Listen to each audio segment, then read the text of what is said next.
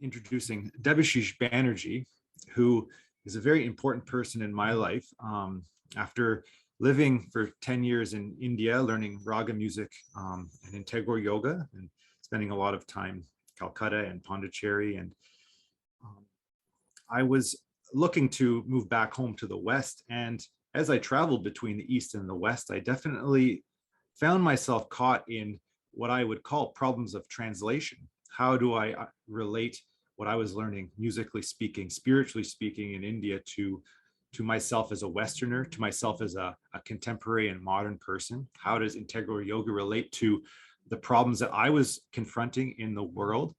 And a lot of these questions were really quite musical for me. And I searched for solutions through my music. But at a certain point in time, I wanted to, and I had the aspiration to use language and concepts more to express ideas and to talk to others, to build collectivities, not only through music or sonic ways of collectivity, but through discourse, through ideas. And Debashish has become a very important person in my life in addressing these questions, sitting with him at CIIS, where I'm his PhD student. And he's really brought meaning and life and vigor and inspiration to really what I would consider the meaning of Upanishad, which is to sit near. And so without further ado, I'll just read a little bit about Debashish for those of you who don't know him. The title of the talk, which really addresses a lot of the things that I was trying to bring out, is called "The World Crisis and the Need and Way to Exceed the Human." So Debashish Banerji, PhD, is the Haridas Chaudhry Professor of Indian Philosophies and Cultures and the Doshi Professor of Asian Art at the California Institute of Integral Studies, CIIS, in San Francisco, California. From 1991 to 2006, he served as the president of the East-West Cultural Center in Los Angeles, an institution that introduced Indian philosophy and culture, including the work of Sri Aurobindo, from a scholarly perspective to American audiences. He has authored and edited several books on major figures of the Bengal Renaissance, such as the artist Abanindranath Tagore, the poet Rabindranath Tagore, and the yogi philosopher Sri Aurobindo, as well as on critical post-humanism, integral yoga, and a variety of creative and art-related projects. His most recent books are Meditations on the Isha Upanishad, tracing the philosophical vision of Sri Aurobindo, and Integral Yoga Psychology, Metaphysics and Transformation as taught by Sri Aurobindo. A new book, Time Steps of the Cosmic Horse, Meditations on the Mystical Philosophy of the Great Forest Upanishad, is currently in press. And without further ado, I'll hand it over to Debashish.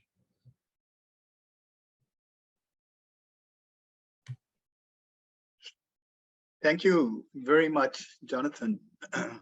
It's a pleasure being introduced by you and also to talk to many friends here on this extremely critical subject of our times. So as Jonathan pointed out, the talk is titled "The World Crisis and the Need and Way to Exceed the Human." This talk has a saying of the mother as a contemplation that I will read and hope you keep in your consciousness as I continue, and I'll bring it up from time to time. This statement of the mother, message of the mother, is from her New Year message of 1973, the last message of the mother. When you are conscious of the whole world at the same time, then you can become conscious of the divine. This was my first introduction to the words of the mother. I remember encountering it on the 1973 calendar print in the library of an engineering school in Bengal, India. It shocked me and birthed in me an aspiration. I can say I'm still engaged with it continuously as a preoccupation. Thinking of it now, I see it as the mother's premonitory formulation of the integral for our times, much more relevant to us today than when she said it. It is a practical message towards the experience of the integral that also takes in the conditions of our existence in the world. A statement which eschews technical terms such as psychic being, overmind, supermind, or the triple transformation.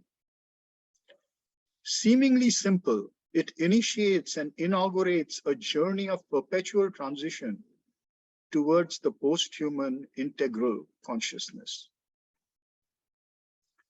This statement has revealed itself through many experiences in different ways to me, so that I know it opens a field of plural becoming involving all the parts of our being. My first experience of this kind came when I was driving with friends to Chicago in 1986. I had come to study in Louisville, Kentucky, a puddle of stagnant time. When I took my first drive to Chicago, as soon as we came within sight of its skyline, I experienced the concrete sense of the whole world present over the city. It was a sense beyond our external senses, a sixth sense that vibrated above the head with its concrete sense of knowledge. It was the knowledge of the global in the local. How many people experience this? I'm sure some do. In a related sense, the astronaut Edgar Mitchell had a mystical experience of the whole Earth when he looked at the planet from the moon, an experience which led him to start the Institute of Noetic Sciences and spawned the image of Earthrise as a door to a secular postmodern spirituality. But experiences of this kind can come also as double-edged swords. To some, it may inspire the will to power as possession with the dream of the panopticon, a God's vantage over the world.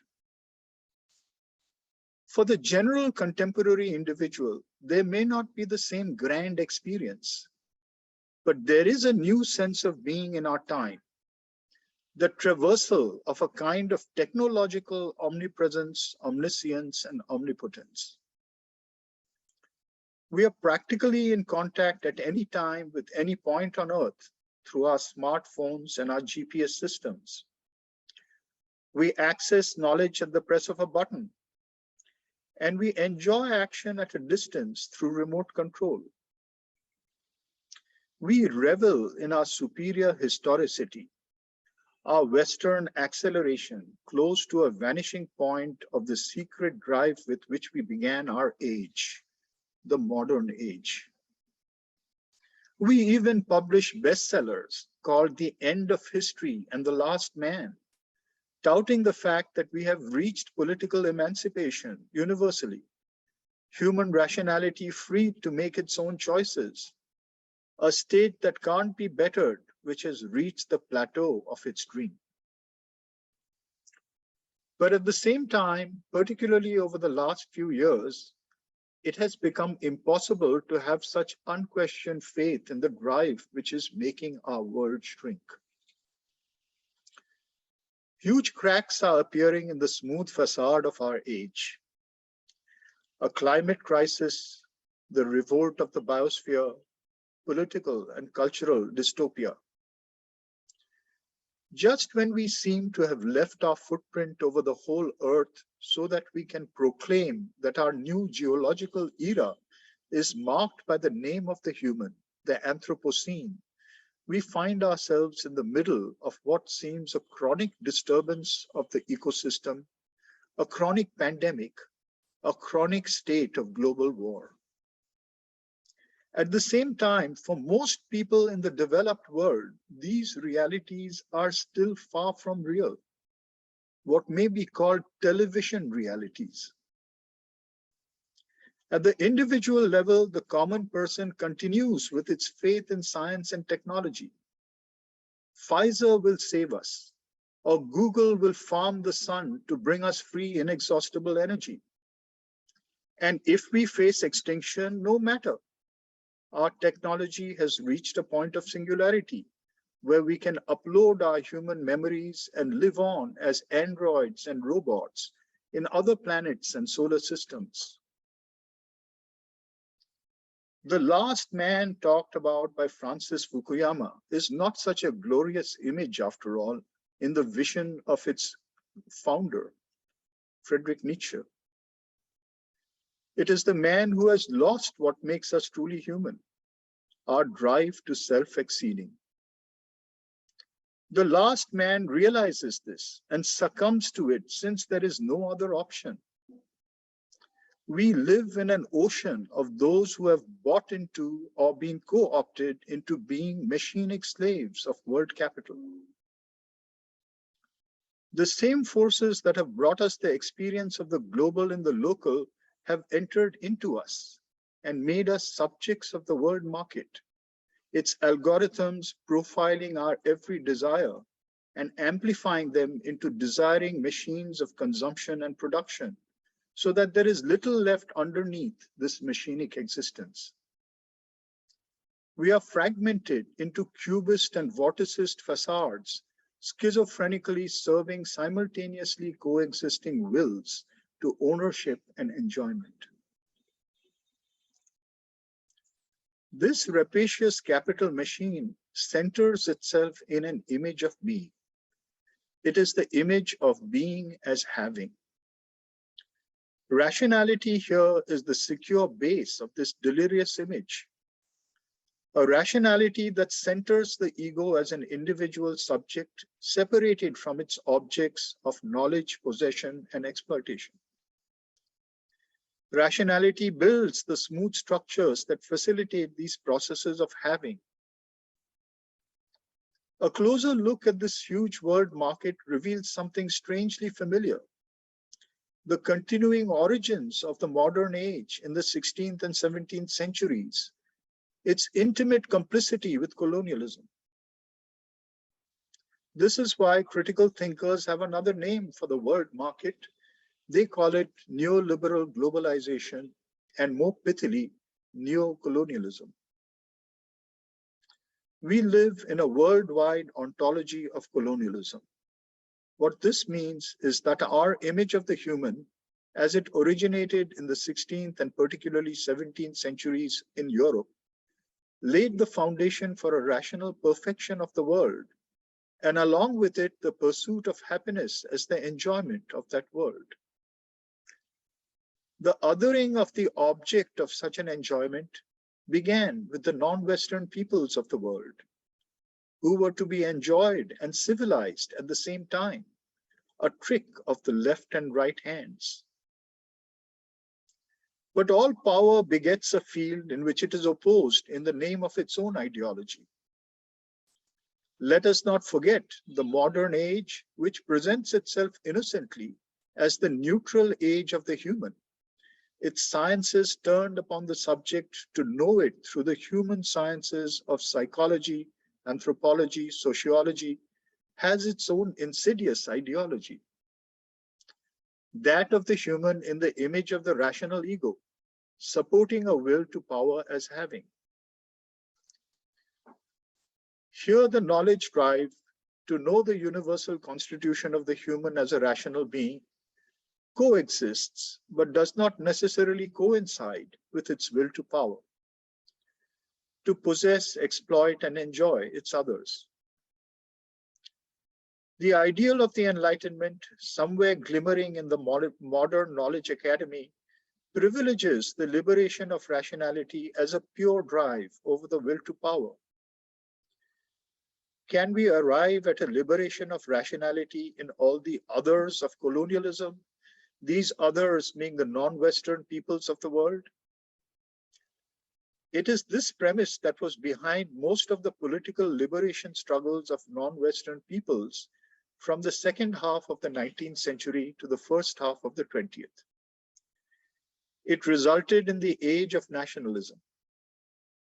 Nation states proliferated, each claiming liberation in the name of its rationality and its subjective history as a people. Demanding rational policies from the colonizer, these nations claimed freedom in the name of rational equality of all humans, liberated to pursue their own goals of happiness based on their cultural histories. The conflicted forces that this represents can be seen across the world today. Non-Western peoples have become politically free, but not after accepting to be injected with the virus of the Western nation state, the liberal secular administrative ground that could secure its subordination to the world market. Its cultural history in most cases became flavors of consumption, the vast tourist industry of neoliberal globalization. This assimilation of the liberated non-Western world has progressed from the 1970s and has become heightened from the 1990s, what may be called the properly postmodern decade, when modernity encountered its others in its own equal field and swallowed them into its world market.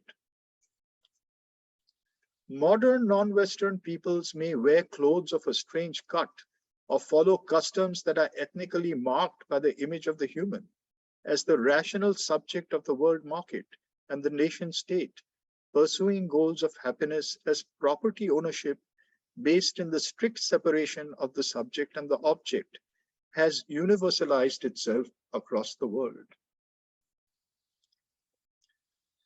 However, as we started, this narrative of the triumph of modernity and capital has entered some troubled grounds since the new millennium. The others of modernity do not only include humans, but non-human others. The biosphere of plants and animals, the geosphere of the earth. Modernity has conveniently excluded from its consideration since they, it believes, have no voices to protest their ruination. Ever since we earned the hubristic title of the Anthropocene for ourselves, we also earned the revenge of the non-human.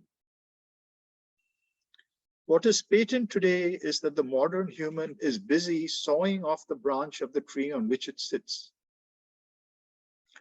Moreover, the non-Western subjects that have proliferated into nation states have not all bought into the image of the human that grounds this age.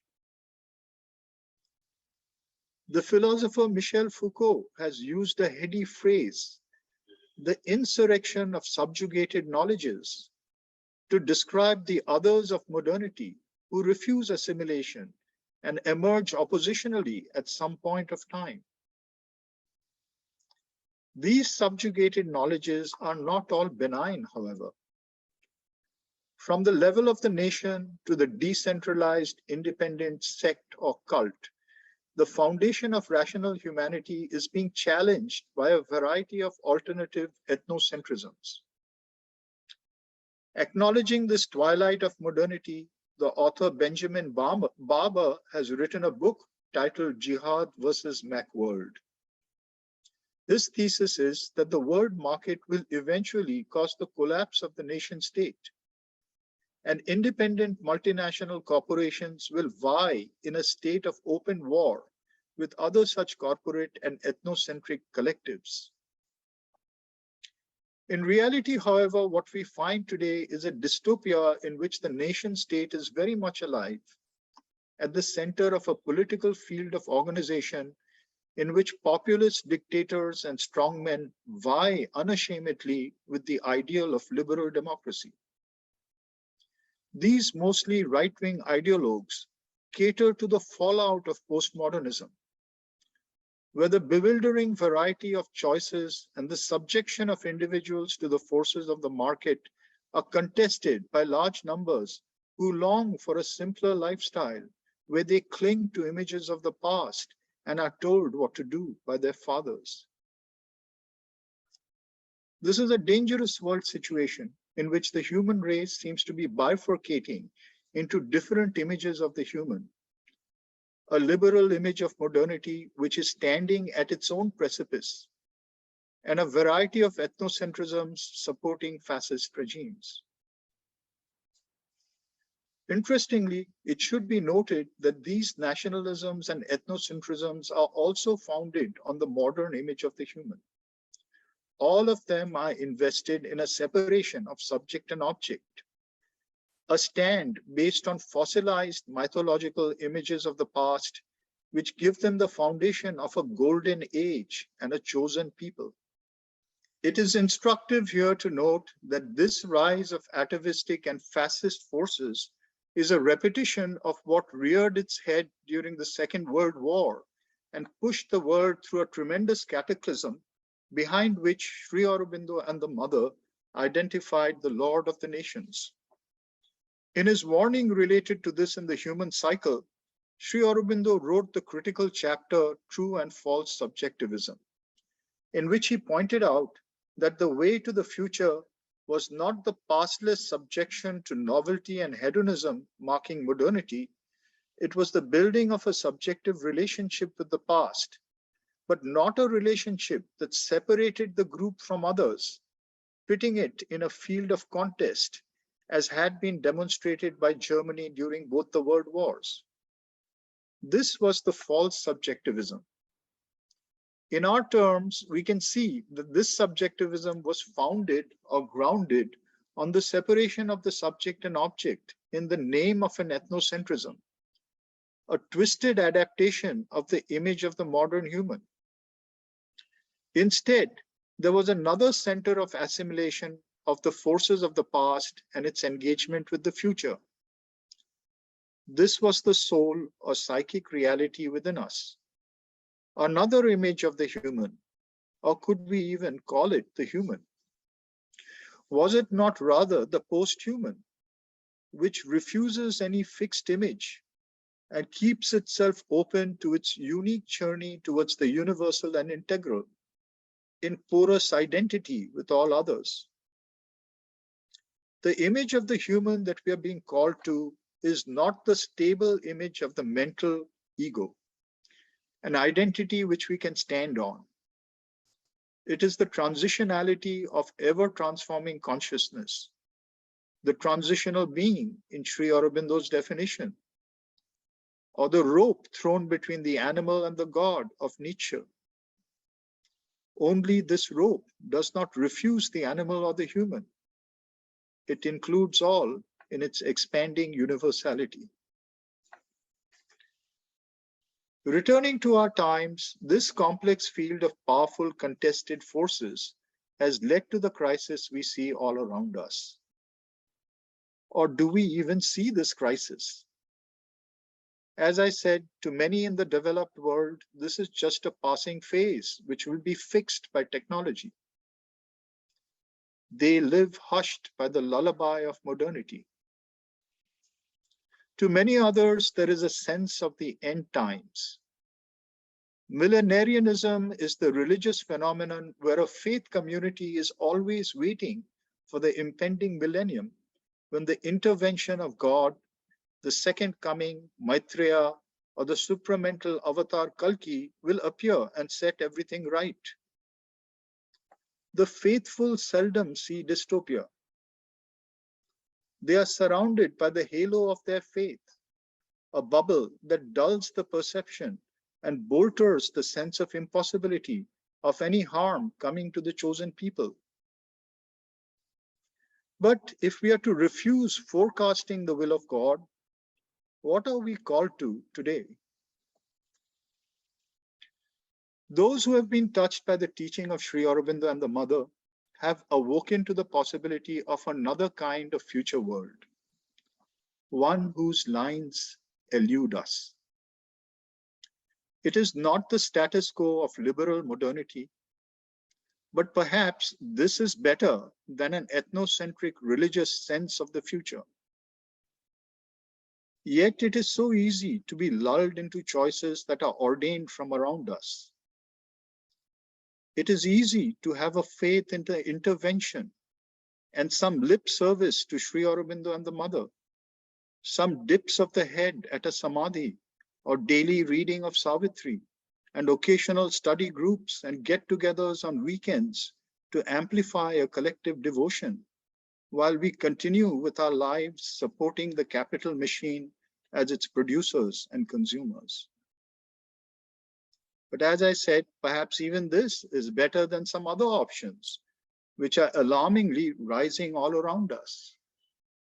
Everywhere, even in Sri Aurobindo communities, in the Sri Aurobindo ashram, in Auroville, in the USA, and in many other locations, the collectives that swear by the book, the eternal script of the messiahs, whose interpretation they fix and preempt, using it to wreak violence on others in the name of Sri Aurobindo and the mother.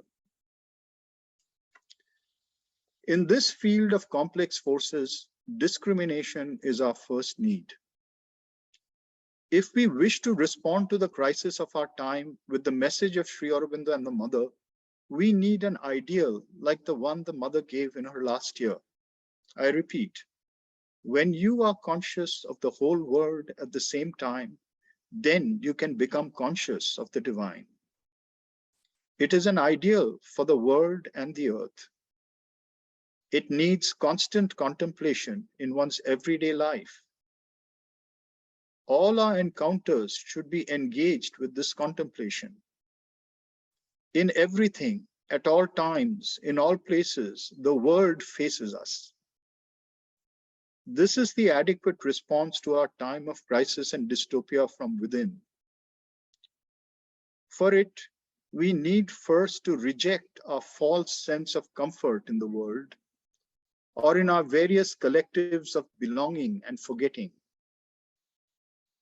In all our encounters, the unknown dwells in us and as us, and in and as what faces us. It is not the predictable image of the human or the meanings of words which we read and repeat to each other that can help us.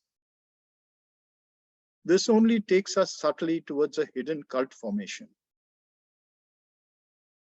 In the unpredictable openness to the future, in engagement with the deep past, we will receive and release the forces that always take us beyond ourselves towards the consciousness of the whole at the same time.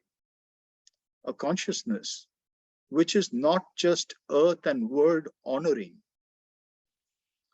but knows its concrete oneness with earth and world as a stable step towards the integral.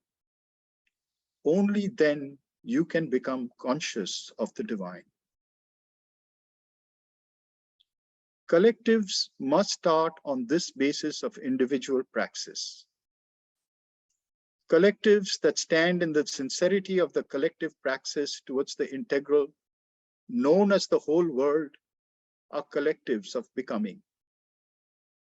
They don't repeat lexicons of reified terms under the assumption that they share a knowledge.